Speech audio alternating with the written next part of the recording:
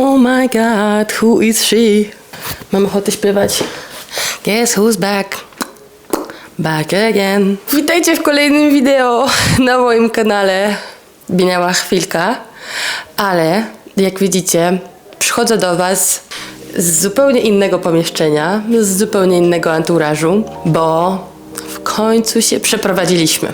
Poczekajcie, tylko zamknę okno, bo studenci za moim oknem chyba mają lunch i coś tam gadają. Ale tak, witam się z wami z nowego mieszkania, z nowej kanapy. Jestem niesamowicie szczęśliwa, że w końcu mogę zaprezentować wam to miejsce. W skrócie, co się właściwie wydarzyło. Więc około 1,5 roku temu kupiliśmy mieszkanie w Paryżu, nie w Paryżu, na przedmieściach Paryża, w takich paryskich markach. I to mieszkanie od początku było takim projektem raczej inwestycją, chcieliśmy tam chwilę pomieszkać, ale wiedzieliśmy, że to mieszkanie raczej nie jest na stałe dla nas. No i po pewnym czasie, gdy Zjed zmienił pracę, skończył swój okres próbny, wiedzieliśmy, że będziemy się chcieli przeprowadzić, a tamto mieszkanie po prostu zostawić na wynajem. Na szczęście wszystko poszło zgodnie z planem i tak oto po 1,5 roku jesteśmy w nowym miejscu, ale może zanim jeszcze przejdę do pokazywania wam całego mieszkania, to podam kilka szczegółów. Więc musiałam napisać w tytule, że mieszkanie jest w Paryżu, bo mam wrażenie, że tak się trochę może lepiej kliknąć. Ale mieszkanie nie jest w Paryżu, jest w regionie paryskim, mniej więcej 15 minut pociągiem od Paryża. Again, jesteśmy na przedmieściach, miasteczko nazywa się Rueil-Malmaison i jesteśmy na linii RER A. Po drugie, mieszkanie to nie jest nasze, tym razem wynajmujemy tutaj. Mieszkanie wynajęliśmy nieumeblowane, a wszystkie meble, które są lub jeszcze ich nie ma, należą do nas. Dlatego też od przeprowadzki minął około miesiąc. Jesteśmy już w miarę zaklimatyzowani w tym mieszkaniu, aczkolwiek brakuje jeszcze sporo rzeczy. Powiedziałabym, że jesteśmy tak na 60% urządzeni. W każdym razie jesteśmy już na etapie, gdzie mogę wam powoli pokazać, jak wygląda nasze mieszkanie, co gdzie postanowiłam postawić, co planuję dodać jeszcze do tego mieszkania. No dobra, ale koniec już gadania i może pokażę wam, jak wygląda nasze mieszkanie. Może też kilka szczegółów a propos tego mieszkania. Ma ono 50 m², do tego mamy balkon, piwnicę i garaż. W koszt, który podałam w tytule filmu, wchodzą opłaty w stylu zimnej wody, wywozu śmieci, czynsz itd.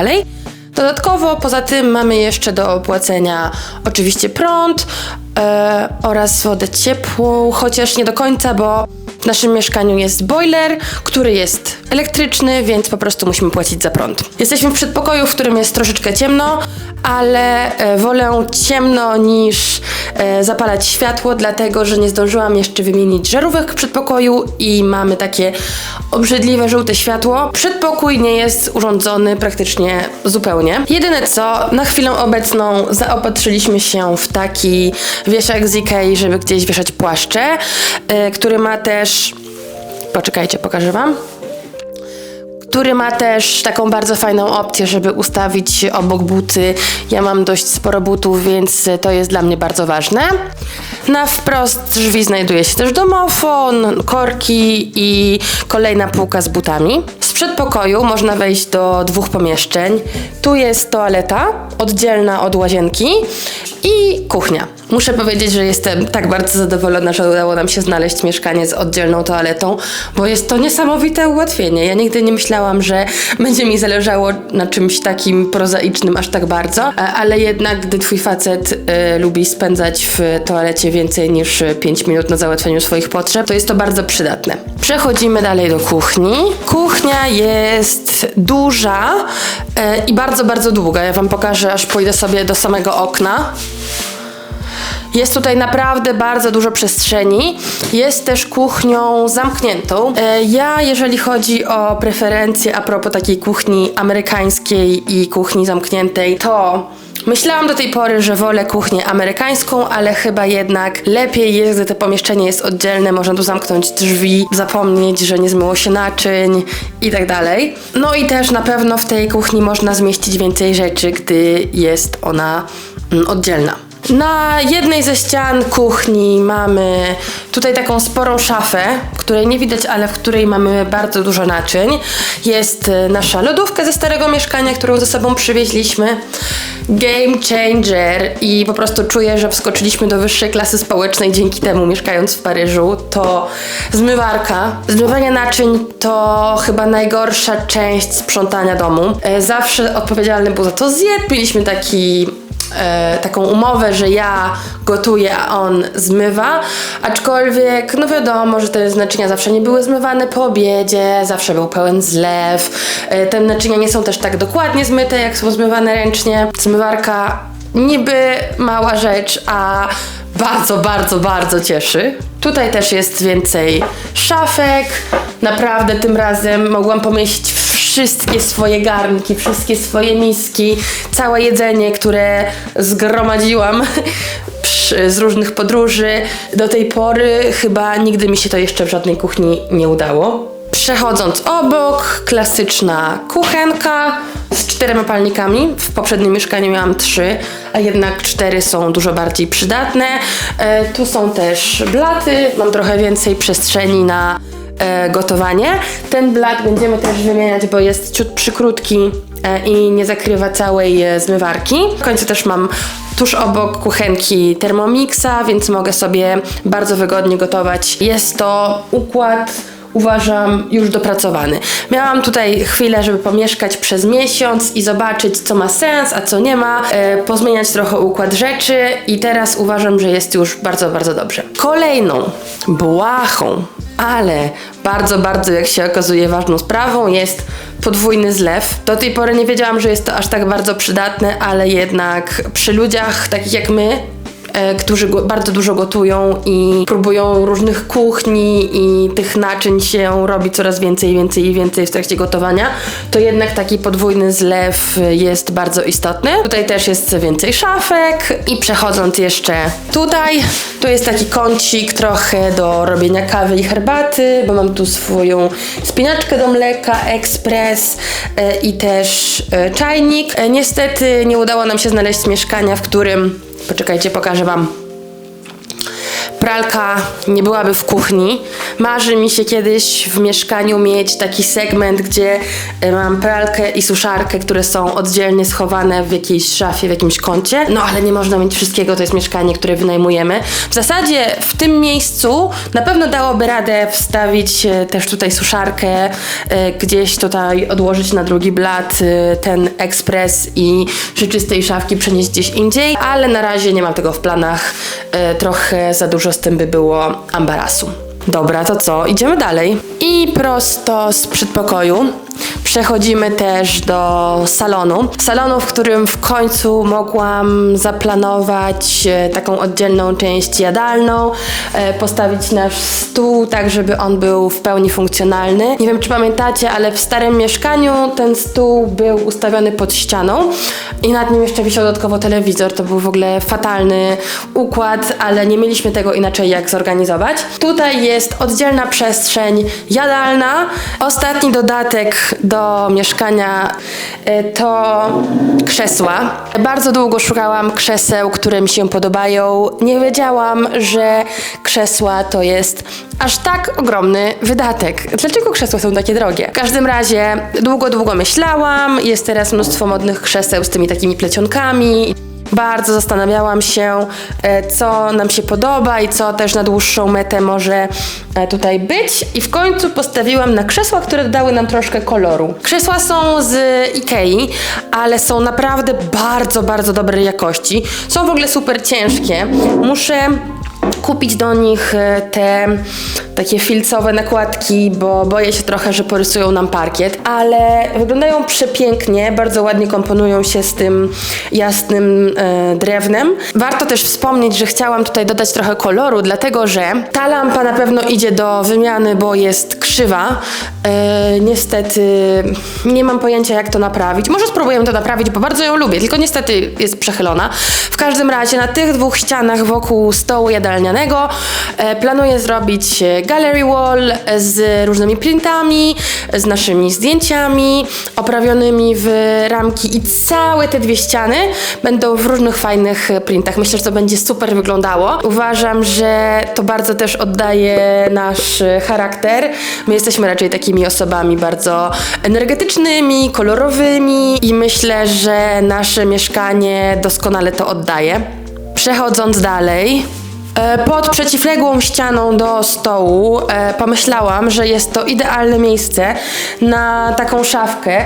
To jest też szafka z Ikei, tylko wybrałam do niej takie ciekawe fronty, bo jest to szafka, która ma taki standardowy front oryginalnie i trochę mi się on przejadł. To jest właśnie taka szafka otwierana, dzięki której też mam więcej przestrzeni, żeby chować rzeczy. Co ważne, tutaj mam w planach obok tej szafki zawiesić takie ogromne lustro w jakimś fajnym kształcie, może w jakimś fajnym też obiciu kolorowym, tak żeby można było się przyjrzeć wychodząc z domu, ubierając buty i płaszcz i jeszcze rzucić ostatni raz okiem, czy dobrze to wygląda. Tu jest moje biurko.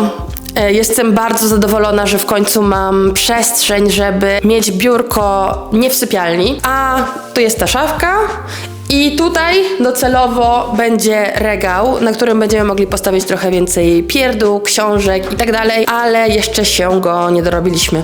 Więc wyobraźcie sobie tutaj taki piękny regał, trochę w takim stylu Bauhaus. Koniec świata! Mamy w końcu kanapę. Kanapę taką w kształcie litery L. Kanapę, o którą walczyłam bardzo, bardzo długo i dlatego jest bardzo ważna dla mnie, żebyście ją docenili, ponieważ jak widzicie jest w kolorze jasnego beżu, na co Zjed przez bardzo długi czas nie chciał się zgodzić, ale jeżeli wasz partner też lub partnerka też nie chce się zgodzić na białą kanapę, to mam dla was trik. My postanowiliśmy wziąć białą kanapę, ale też kupiliśmy przy okazji maszynę do prania tapicerki. I raz w miesiącu po prostu albo ja, albo Zjed będziemy tą maszyną przejeżdżać po kanapie i dzięki temu będziemy mieć pewność, że ona jednak zachowa ten swój jasny kolor. Z drugiej strony pomyślałam też, że jest to w zasadzie ostatnia chwila, w której możemy mieć taką białą kanapę, bo powiedzmy w przeciągu przyszłych lat myślimy gdzieś tam może o dzieciach, zwierzętach i tak dalej i potem utrzymanie takiej białej kanapy myślę, że byłoby już bardzo, bardzo uciążliwe. I uważam też, że przez to, że jest jasna, to tak nie zabiera zbyt dużo przestrzeni, mimo tego, że stoi w zasadzie pośrodku salonu. Kolejną niesamowitą rzeczą jest też, że w końcu dorobiłam się szafki pod telewizor.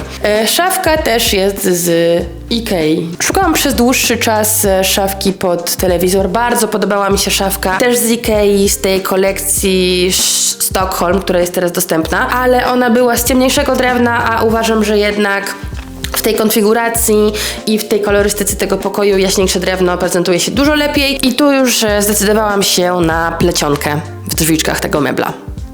Docelowo zamiast odkurzaczy tutaj będzie figa. Gdzieś w tym mieszkaniu mam w planach dodać także sterlicję, może obok lustra, nie jestem jeszcze pewna, ale są to rzeczy, które raczej dokupię na samym końcu, gdy już będę miała większość mebli. I na tym w zasadzie skończyły się pokoje w tym mieszkaniu, które są w jakikolwiek sposób urządzone, bo teraz pokażę wam naszą sypialnię. Gdy wprowadziliśmy się do tego mieszkania, to w sypialni były tylko i wyłącznie te dwie szafy.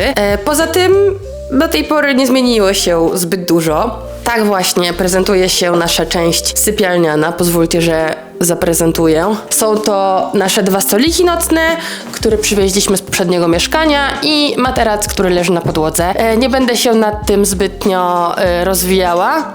Ta część mieszkania póki co jest good enough, żeby w niej pożyć jeszcze przez jakiś czas. Łóżko mam już wypatrzone i podejrzewam, że będzie to następny zakup, którego dokonamy. Nie wiem jeszcze, czy w czerwcu, czy w lipcu. W każdym razie powiem wam, że spanie na podłodze na materacu jest dużo wygodniejsze niż myślałam. Co jest fajne w tym mieszkaniu i w zasadzie nie myślałam o tym nigdy wcześniej, a jednak okazuje się to bardzo dobrym rozwiązaniem, to to, że wejście do łazienki jest z naszego pokoju. To znaczy, jeżeli zapraszacie gości, to mogą oni sobie bez problemu pójść do toalety, która jest w przedpokoju, a jednak łazienka, w której są wszystkie moje produkty, w której trzymam takie rzeczy dość intymne, do jakiejś tam higieny i tak dalej, są jednak troszkę na uboczu i dzięki temu mam pewność, że w zasadzie są tylko dla mnie i dla Zjeda. I ostatnie z pomieszczeń, czyli łazienka. Łazienka z dużym zlewem, umywalką, z dużą ilością miejsca, gdzie mogę sobie poukładać moje rzeczy. No i moi drodzy, wanna. Chce mi się śpiewać, jak o tym myślę. Jest kilka rzeczy, na których zależało nam, szukając tego mieszkania. Pierwszą z nich było miejsce garażowe, no bo mamy teraz samochód i wiemy, jak bardzo problematyczne jest szukanie miejsca po całym dniu pracy, nie wiem, jakimś wyjeździe i tak dalej.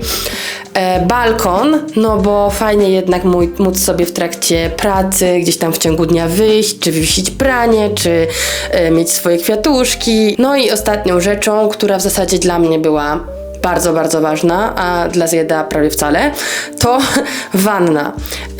Akurat przeprowadziliśmy się w momencie, gdzie z tej wanny nie korzystam aż tak, jak bym chciała, aczkolwiek czuję, że zimą będzie tutaj wpadać kąpiel minimum raz w tygodniu. No mam teraz przynajmniej taką możliwość. Ogólnie nasz tok rozumowania był taki, że Zjed bez problemu może wziąć prysznic w wannie, a ja nie mogę wziąć kąpieli pod prysznicem, więc finalnie znaleźliśmy mieszkanie, które spełnia wszystkie nasze 3 wymogi. Co ciekawe, w łazience mamy też szafę. Do tej pory uważam, że łazienka w szafie to mega dziwna sprawa, no ale wiadomo, że każde jakby dodatkowe miejsce, w którym można upchnąć trochę ciuchów, zawsze się przydaje. Jedyne co, to mam trochę obawy, czy nie zawilgotnieją mi ciuchy. Dbam bardzo o to, żeby wietrzyć łazienkę po kąpielach, ale chyba jeszcze zaopatrzymy się w taki odwilżacz powietrza, żeby po prostu po każdej kąpieli czy prysznicu włączyć taką maszynę na 5 minut i ona bardzo fajnie zbiera parę wodną z powietrza i wtedy od razu robi się suchszej. No ale słuchajcie, chyba najlepsza na koniec.